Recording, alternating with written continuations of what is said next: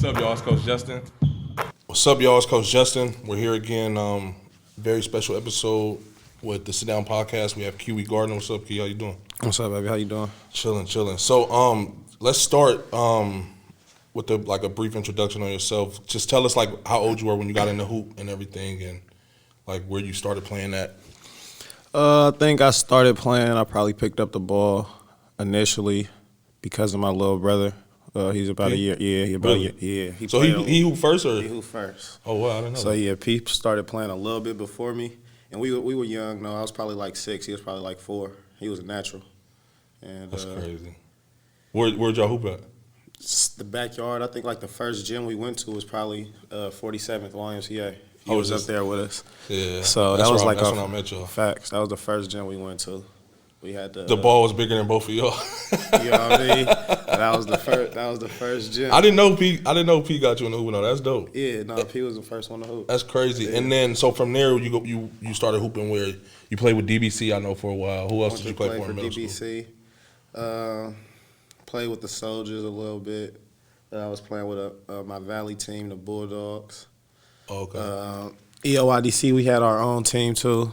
We had our own. You little played with the AU Soldiers team. as a youngster too? I played with the Soldiers in 7th grade, too. 7th grade, 8th grade.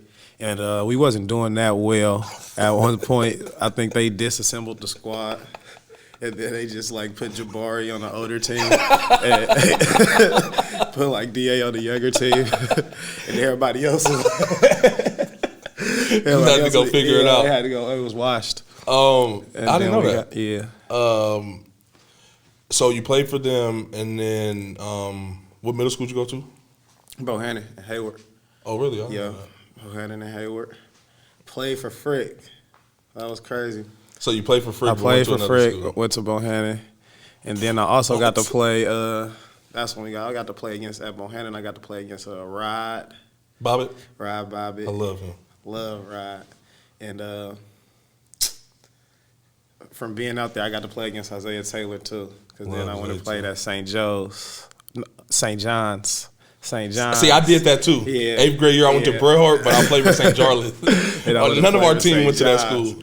And all Saints, Isaiah, Isaiah was a young killer back then too. Yeah, very nice. Yeah. So, and then high school, you went to where? Manteca High. Manteca High. Went out there to Manteca. That's when y'all was running the show. Back-to-back state champions runs. I think y'all went, 2 or 3 times? Three back to Three years in a row. Yeah, 3 years in a row. What's crazy about that? This is when you kind of started you started to blow up, right? Mm-hmm. You started because we would always play, obviously, from little kids. We'd all go to 24 and hoop together. Right. And you would you became one of the first YouTube sensations. What grade were you in when that kind of first started? That was 9th grade. At That was Manteca. the 9th grade. It didn't totally take off, But I it think started. I got my first video. That was with Yair's Finest? Yeah, that was Trav. Shout out Trav. Trav. That's my big bro. Doing the How's he family doing? thing. He doing great, man. He got a beautiful family, wife and kids. Trav was got 2 always girls. super cool. Yeah, Man. that's my super guy. cool.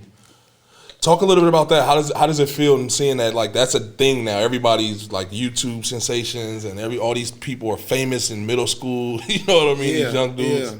Man, it's crazy, but I feel like, it can help you. It can hurt you. Kids can be, infatuated with the videos or, being exposed too early. But overall, I feel like the social media platform that we're given today is amazing.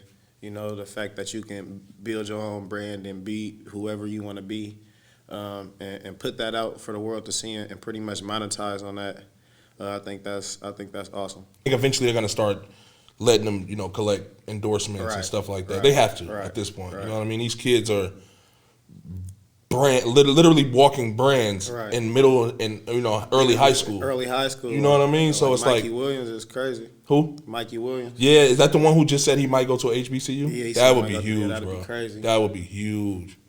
Yeah, That would be crazy if he did that. So, man, it's freshman year and then sophomore year, you start to bubble even more, right? Yeah, start playing a little bit more.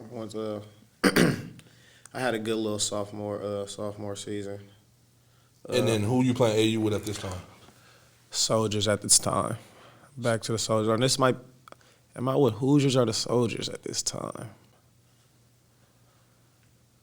I might be with the Hoosiers. I might be with the Hoosiers my sophomore year, because I'm with the Hoosiers my sophomore year.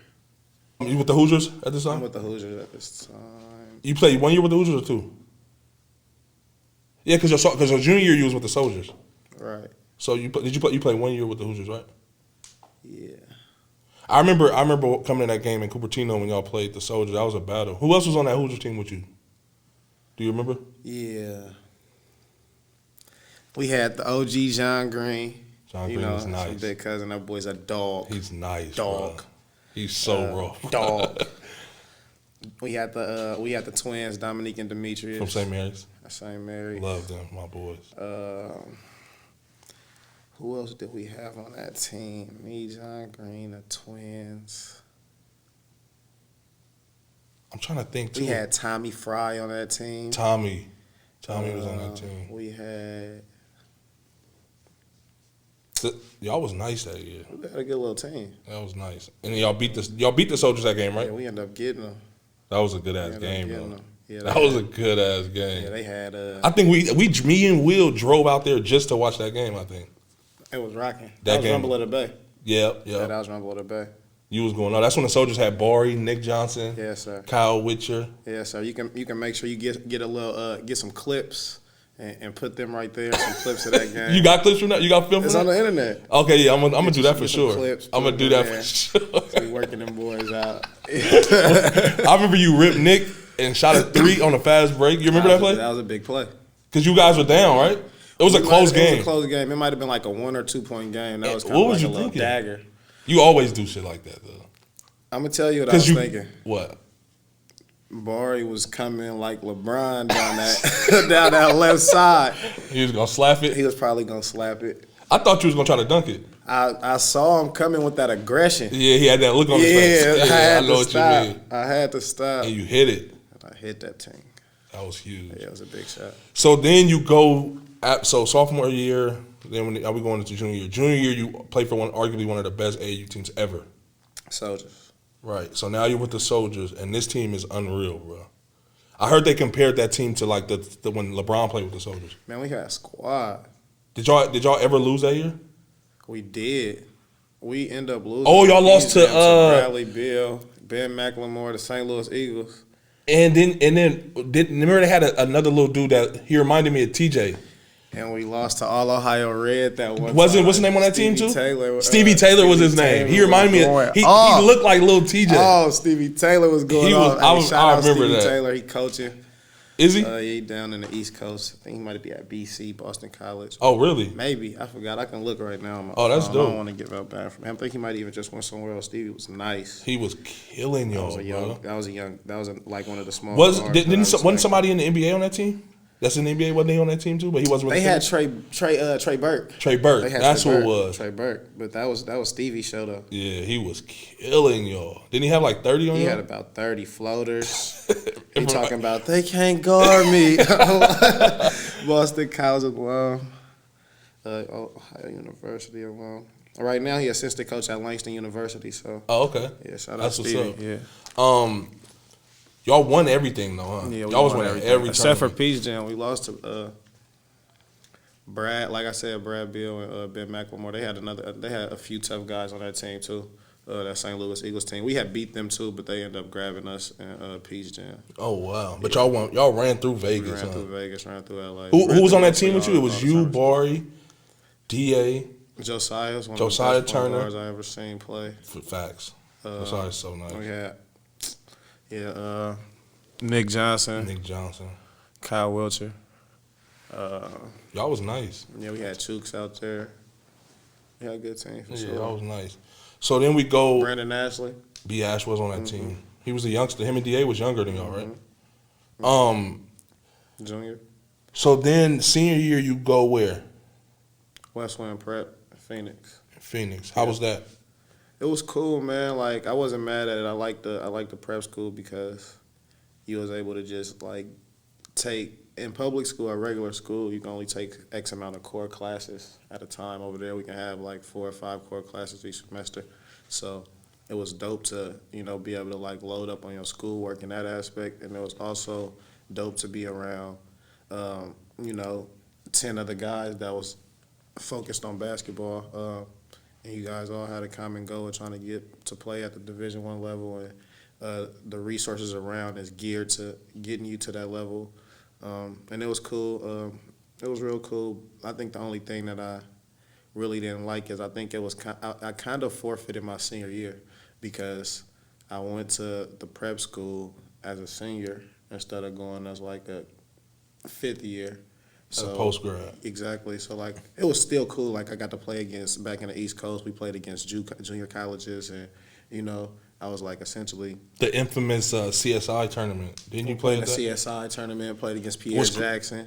They had squad. So Poppy nice, Jack bro. is the man. He is so nice, Yes, bro. sir. Poppy is the man. What's crazy is, so you played them that week, and I don't know if you remember that very next weekend we went up to that. I went to that tournament and played them too. And I had my boy's name was Gerald Brooks, the lefty, dark skin one, could shoot it. Yeah. He ended up going to like Mississippi State or something. I forget. But he was like, man, I didn't know you was from Oakland, because we had scrimmaged them, and then my coach at the time used to coach there. And so he's like, man, it was just this dude from Oakland with dreads last week in here tearing this thing apart. I'm like, that's my little brother. I think I hit you too. And he said you, and then I went crazy on him. I scored like 25 on him. And they was nice too. Oh yeah, they won the whole national JC championship. And then obviously Pierre went to Baylor, and we see what he's one of my favorite dudes to watch. You know what I mean? A bucket. Yeah, he's nice. He's nice. He was in foul trouble when we played him, but Bucket. yeah. So then you at Westwind, you killing. Who else was? Did John Green go there with you? Yep, John Green went. Tommy came up there. Tommy went. We was rocking up there. Y'all was good. It was good. I remember y'all played against, what's the dude name from Jahi Carson? Yeah, I remember that was a big deal. Y'all played against him. That was nice too. He was athletic. He was good. He went to Arizona State, right? Competition. Yep, went to Arizona State. So you do 1 year at Westwind, and then you go where? To Providence. Providence. Yep. Let's talk about that a little bit. Let's talk about that a little bit. How was that? Sir. Providence was amazing, man. I love PC. I love Friartown. Be a Friar for life. I still want to go back and finish school at PC, just because like it's just got such a big part of me there in the city, and that city is just in my heart so much. I got a lot of great friends. I met some of my best friends at Prov, and it was unfortunate that I didn't get to play, as I was saying before. Going to Westwind was one of the benefits was we can load up on our core classes. And one of my classes didn't transfer over as a zoology class, so essentially it withheld me from playing all year. And in the midst of that, Bryce Cotton emerged as a great player. We signed Chris Dunn, Ricky Lito, and Coach essentially just relieved me of my duties that summer. He didn't really give me a chance to like play or do anything, Coach Cooley. And I remember the call that we had.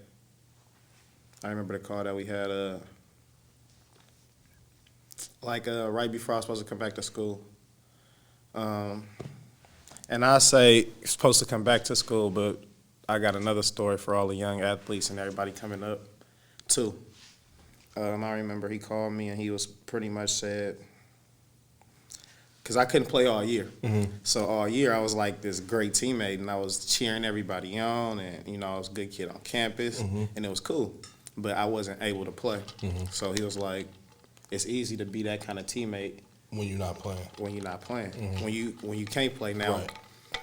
Will you be this type of player? Will you be this type of teammate? Will you be this type of young man when you are eligible to play and you still not playing? When you're active. When you're active and you're still not playing. Pretty much saying I got Chris Dunn, Ricky Lito coming in, Bryce is playing well. It's like now you might be active, but it's still no guarantee that you're gonna be playing. So will you still be this type of character athlete? You know what I mean? And that's what he was asking me.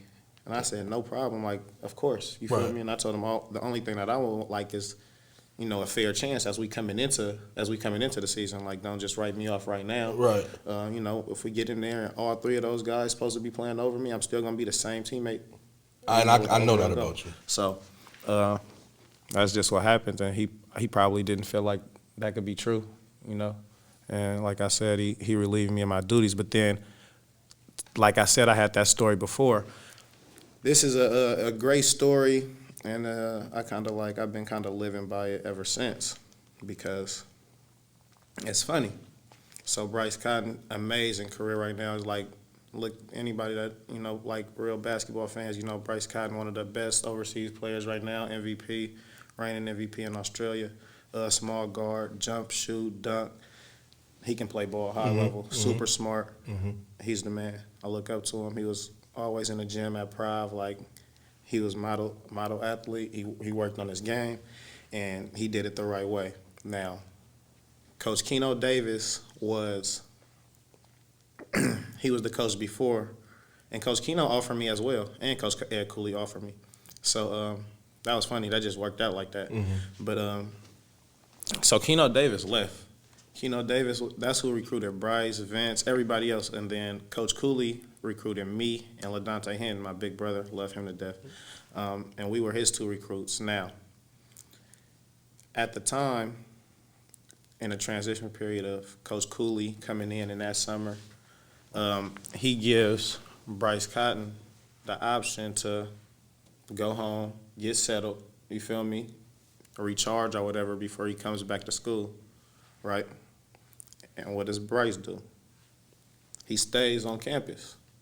He don't go home, right? He stays on campus. Now, Coach Cooley had already offered me a scholarship. We same size. He could, I'm his guy. But the fact that Bryce stayed, worked on his game, he was able to build a relationship and let Coach Cooley see his work ethic and let him see that no matter what, he deserves a chance to be here, no matter what, because this is what he cares about. He was already there. He was already there. He could have went home back to Arizona, which is super far away, just like me in California, to see his family and to do everything. And so after I do my year, like I said, Bryce plays well, all this stuff. I do my year, and then I'm from Oakland, so I was far away. I didn't go home for Christmas, for no Easter. I was away from home for a year, a full season. So after the year, I wanted to go back home. I wanted to get back in the gym with y'all. Right. I wanted to go back home and, just go back home, get in my your bag. element. Get in my element before I come back and do another year out here, right? Now, this was optional, right? A lot of times coaches give you optional things to do, right? You can optional, stay here and do 2 semesters of summer school, or go home, come back, do 1 semester of summer school. But it's really them vetting you, saying, we're going to see what type of dude you are. I mean, it's not like them saying that, but it's definitely an opportunity for them to get to see what type of dude you are. Right. Or to get to see, how bad you willing to sacrifice being home, or how much you willing to stay here. Like, it's not, we going to go home and get it in. How committed you really are. How committed you are to this situation right here. Right. Right? And it's not to say that we wasn't going to go back home and work hard and do X, Y, and Z. But they don't know that. Yeah, this is a chance for you to show them how committed you are to that situation, right? So I think in retro, like I said, now I'm at home. I'm supposed to come back for the 2nd semester of summer school, but it's easy to say, I can send you your stuff, rather than to say, let me help you pack your stuff and drop you off at the airport, right? It's an easier out for them. If you at school, stay at school, work on your craft with your coaches, work on your game. There's no reason for you to come home. Stay focused. It ain't nothing wrong with coming home, but I've been there. Stay locked in. I've been there before. You got to. It makes sense because these coaches, this is their livelihood. You know what I mean? So it's like, Coach Cooley told me I make $11 million, 7 years. There's no way I'll let you do anything ever. Yeah, I respect it. I respect that. So then after that, you decide to go to say, I'm a go professional now, right? Right. And like I said, Coach Cooley, he was super great. So like I said, he called me, and in retrospect, not even in retrospect, I wasn't mad at him at the time or even now, because he had locked in top point guard in the country, top shooting guard in the country. Like I said, Bryce is balling. We got VC. Like, there's no reason to have another 5'7" guard. Right. You know what I'm saying? That you haven't even really seen get down. Right. So it wasn't like he did a bad thing. It's a business. Right. You know what I mean? So I didn't disagree, or I wasn't knocking his business decision. And he asked me, was it anywhere? Is it anything that he could do for me? Right. As far as getting me somewhere else, he was like, I know UMass. They like you a lot. X, Y, and Z. And me being from Oakland, being who I was at 19 years old, at 18 years old, I was like, nah, I don't need you to do anything for me. I mean, I'm like, if you don't want me on the team or if you don't want to give me a fair opportunity to play, then we can cut ties. You know, whatever you need to send me my stuff. I appreciate the opportunity, and we can rock like that. I haven't spoke to Coach Cooley since. And I called Coach Cooley a couple times. I'm still trying to reach out to him, just to show him that he taught me so much, and he was, a great teacher in my life. And I want to get back on campus. Like I said, I love Friartown. I want to get back in the gym there. That makes sense, and that's big that you can, that you can say that, and there's no ill feelings. Yeah. Let's go to the as a pro. Right now, you're playing with who? Santa Cruz. Santa Cruz, and this is the second time you play with them. This is my how is it being a pro now for you? Being a pro is good, man. I think this is what we all work for. You know what I mean? Like, everybody's career path is different, but at the end of the day, we play this game at a young age with the dream of getting paid for it. And being able to, sustain your day-to-day life and focus on your craft is a blessing. The only thing about it is it's like nobody that's going to tell you what to do. It's nobody that's going to get you ready. It's standards to being a pro, right? So you just come into training camp, you ready to play. Like, we just showed you to play, you know to play. You know what I mean? And if you're not getting better, gradually getting better as a professional and staying locked in, and the same thing, like showing that you want to be there, you're just not gonna, you're not gonna be able to make a living for yourself. So, right, that makes sense. It's